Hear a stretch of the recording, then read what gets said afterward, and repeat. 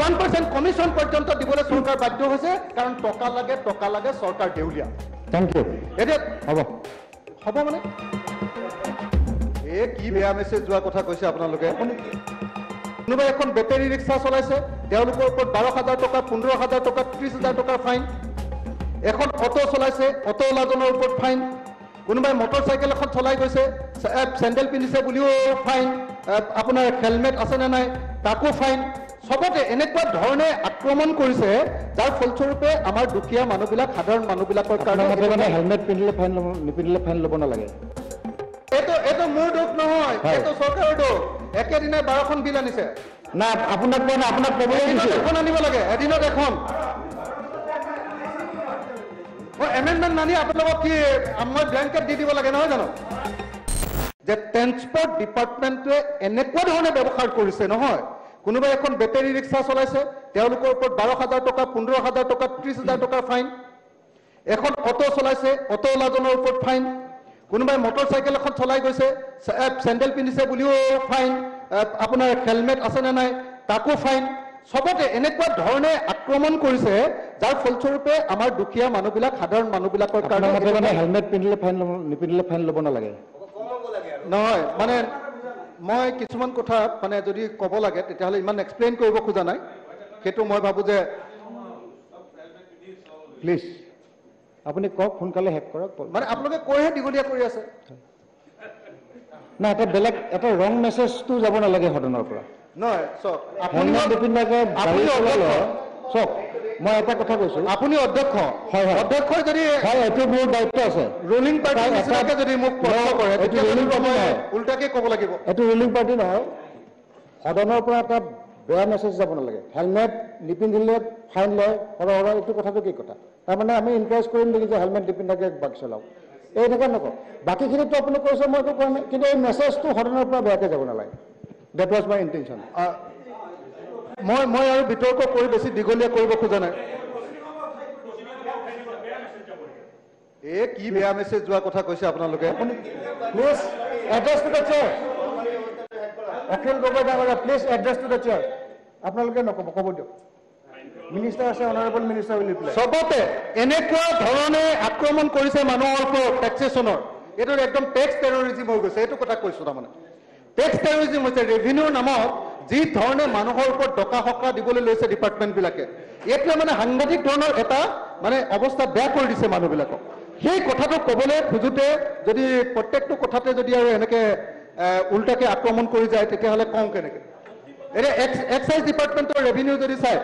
2015-16 বৰ্ষত 799 কোটি টকা ৰেভিনিউ কালেকশ্যন কৰিছিলে সেইটো গৈ 21-22 বৰ্ষত 1930 কোটি টকা 3 গুণ ৰেভিনিউ কালেকশ্যন কৰিছে অৰ্থাৎ এই গোটেইবিলাকৰ জৰিয়তে এই গোটেই কিন্তু তাৰ বিপৰীতে যিটো ডিপাৰ্টমেণ্টৰ ৰেভিনিউ বাঢ়িব লাগিছিলে ক'ত ফৰেষ্ট ডিপাৰ্টমেণ্টত কিন্তু কিমান পৰিমাণে ৰেভিনিউ বঢ়া নাই ফৰেষ্ট ডিপাৰ্টমেণ্টত কিন্তু মানুহৰ পৰা তোলা যিখিনি পইচা সেই মানুহৰ পৰা তোলা যিখিনি ৰেভিনিউ তাত কিন্তু সাংঘাতিক ৰেভিনিউ বাঢ়িছে কিন্তু যেতিয়া বালিকে ধৰি যিবিলাক সম্পদ আমাৰ আছে সেই সম্পদবিলাকৰ পৰা যিখিনি ৰেভিনিউ তুলিব লাগে সেইবিলাক সময় ক্ষেত্ৰত ব্যৰ্থ হৈছে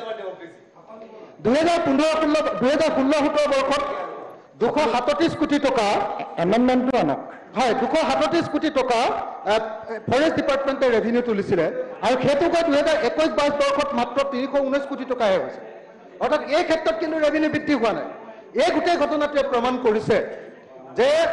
চৰকাৰৰ অৰ্থনৈতিক অৱস্থা বেয়া হৈছে আৰু চৰকাৰৰ অৰ্থনৈতিক অৱস্থা বেয়া হোৱাৰ কাৰণে এনেকৈ মানুহৰ ওপৰত আক্ৰমণ নমাই আনিছে এতিয়া এই যে ওৱান টাইম টেক্সেশ্যনৰ যিটো কৰিছে OTT ওৱান টাইম টেক্সেশ্যনৰ যিটো ব্যৱস্থা কৰিছে ওৱান টাইম টেক্স যদি লৈ ল'লে এখন গাড়ী ৰেজিষ্টাৰ কৰিলে লগে লগে গোটেই 15 বছৰৰ কাৰণে টেক্সটো লৈ ল'লে তেতিয়া পিছৰ চৰকাৰখনে পইচা নাপালে আজি এই চৰকাৰখনৰ নামত পইচা তুলিবলৈ যাওঁতে পিছৰ চৰকাৰখনৰ কি হ'ব তো গতিকে এইটো এটা একেবাৰে সুষম ব্যৱস্থা নহয় গতিকে এই যিটো ওৱান টাইম টেক্সৰ কথা কৈছে এই ওৱান টাইম টেক্সটো আমি উঠাই ল'বলৈ কৈছোঁ থ্যাংক ইউ আৰু আটাইতকৈ ডাঙৰ কথা যে ওৱান টাইম টেক্সটো কৰিবলৈ যাওঁতে এই 1% কমিশ্যন দিয়া পৰ্যন্ত থ্যাংক ইউ মানে মানুহক এনেকুৱা কাম কৰিব আপুনি সময় দিয়ক থ্যাংক ইউ যে 1% কমিশ্যন পৰ্যন্ত দিবলৈ চৰকাৰ বাধ্য হৈছে কাৰণ টকা লাগে চৰকাৰ দেউলিয়া থ্যাংক ইউ এতিয়া হ'ব মানে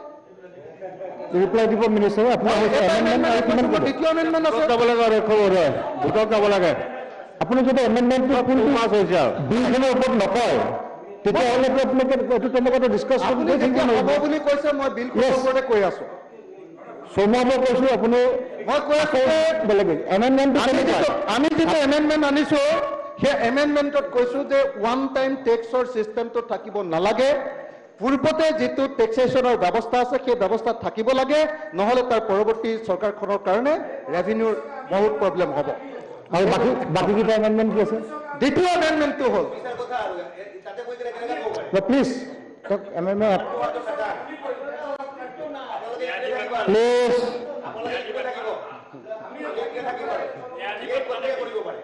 আপোনালোকে এনেকৈ হালাকে গ'লে তেখেতে এটা এমেণ্ডমেণ্ট গৈছে আৰু 5টা এমেণ্ডমেণ্ট আছে আৰু এটা আছে চবৰে কাম আৰু এটা আছে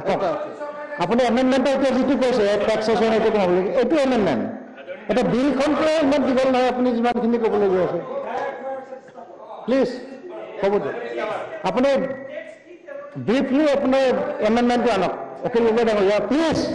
ক'ব দিয়ক ব্ৰিফলি আপুনি শ্বৰ্টলি অথনি এইখনত আপোনালোকে চিঞৰ-বাখৰ নকৰা হ'ল প্লিজ চবৰে এতিয়া আমনি হৈছে এইটো গতিকে ডন গেট ইৰিটেটেড আৰু বিধায়ক হ'লে আপোনালোকে ধৈৰ্য ধৰিব লাগিব ইমান কৰি হাল্লা কৰে ক'ব দিয়ক এইটো মোৰ দোষ নহয় এইটো চৰকাৰৰ দোষ একেদিনাই 12খন বিল আনিছে না আপোনাক কোৱা নাই আপোনাক ক'বলৈ দিছোঁ এখন আনিব লাগে এদিনত এখন এমেণ্ডমেণ্ট নানি আপোনালোকক কি মই ব্লেংকেট দি দিব লাগে নহয় জানো আপোনালোকে কাম কৰিব আমি প্লিজ প্লিজ মন্ত্ৰী মহোদয় Akhil Gogoi address the chair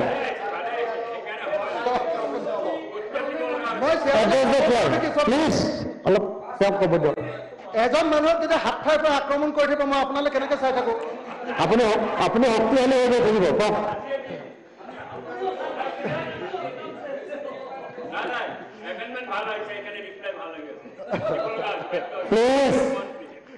এতিয়া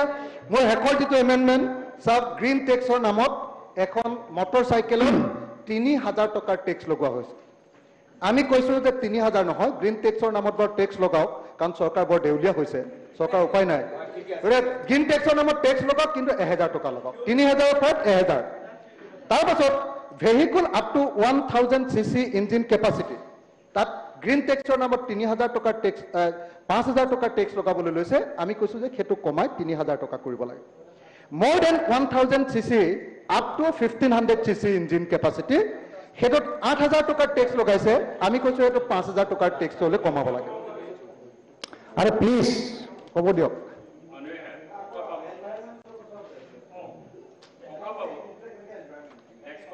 মন্ত্ৰীয়ে উত্তৰ দিব নহয় আপোনালোকে গমটো পাব তাৰপিছত মোৰ দেন 1500 শ্বৰ্ট কৰক up to 2000 cc engine capacity এইখনত কৈছে যে 10,000 টকাৰ ফাইন আমি কৈছোঁ যে 10,000 টকা নহয় গ্ৰীণ টেক্স লওক কিন্তু এইটো 7,000 টকাৰ টেক্স লোৱা হোক আমি কৈছোঁ যে 2000 এবভ 2000 cc এবভ 3000 cc যিখন গাড়ী সেইখনত গ্ৰীণ টেক্স 15 বছৰতকৈ বেছি হ'লে সেইটো 15,000 টকাৰ টেক্স আৰোপ কৰা কৈছে আমি সেইটো 10,000 টকা কৰিবৰ কাৰণে ইয়ালৈ প্ৰস্তাৱ উত্থাপন কৰিছোঁ গতিকে এই সংশোধনকেইটা আমি উত্থাপন কৰিছোঁ আৰু এই সংশোধনকেইটাৰ জৰিয়তে আমি এই কথাটো ক'ব খুজিছোঁ যে চৰকাৰ এতিয়া দেউলীয়া চৰকাৰ দেউলীয়া কাৰণে এনেকৈ কমাই আনিছে